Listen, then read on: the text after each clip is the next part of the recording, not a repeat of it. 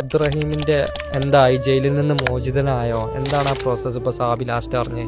ഇപ്പൊ ലാസ്റ്റ് എന്ന് പറഞ്ഞാല് കോടതി വിധി ഇങ്ങനെ നീട്ടിക്കൊണ്ടുപോവാണ്, ബെഞ്ച് ഇങ്ങനെ മാറാണ്, ഇങ്ങനെ ഡേറ്റ് ഇങ്ങനെ മാറിക്കൊണ്ടിരിക്കുകയാണ്. ആദ്യം സെപ്റ്റംബറിലാവുന്നായി, പിന്നെ നവംബറിലേക്ക് മാറ്റി, അങ്ങനെ ഓരോ മാസം ഇപ്പോൾ ജാനുവരി.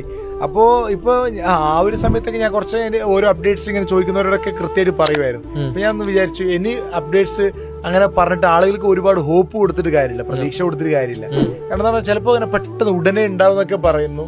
പക്ഷേ കാരണം സൗദിയാണ്, അവിടുത്തെ ശരിയാണ്, റൂൾസ് കുറച്ച് നമുക്ക് അങ്ങനെ പ്രെഡിക്റ്റ് ചെയ്യാനൊന്നും കഴിയില്ല, കുറച്ച് ടാസ്ക് ആണ്. നമുക്ക് പേപ്പർ വർക്ക്സ് ഒക്കെ ഒരുപാടുണ്ട്, ആ ചെറിയ കാര്യമൊന്നുമല്ല. കാരണം അങ്ങനെ ഒരു വിഷയമൊക്കെ ആകുമ്പോൾ ഇപ്പോൾ ഈ ഇപ്പോൾ ഇന്നലെയൊക്കെയാണ് അവിടുത്തെ ലോക്കൽസിനെ തന്നെ അവർ തൂക്കിലേറ്റുന്നത്.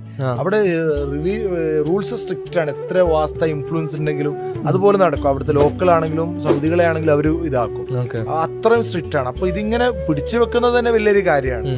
അപ്പൊ എന്തായാലും ഇതിലൊരു അപ്ഡേഷൻ ഉണ്ടാവും, എന്തായാലും റഹീം നാട്ടിലോട്ട് വരും. ആ ഒരു കോൺഫിഡൻസിൽ തന്നെയാണ് നമ്മൾ എല്ലാവരും ഉള്ളത്. റിയാദ് അവിടുത്തെ KMCC ആണ് അതിന് കൂടുതലായിട്ട് ഇൻവോൾവ് ചെയ്ത് അവിടുത്തെ ഒരു ലീഗൽ അസിസ്റ്റന്റ് കമ്മിറ്റിയൊക്കെ ഉണ്ടാക്കിയത്. അപ്പൊ ഇൻഷാ അല്ലാഹ് എന്തായാലും റഹീമിന്റെ മോചനം ഉടനെ ഉണ്ടാവും തന്നെയാണ് എൻ്റെ ഒരു വിശ്വാസം, ഇൻഷാ അല്ലാഹ്. പക്ഷെ ചിലപ്പോ പേപ്പർ വർക്ക് കാരണം നീണ്ടു പോയേക്കാം.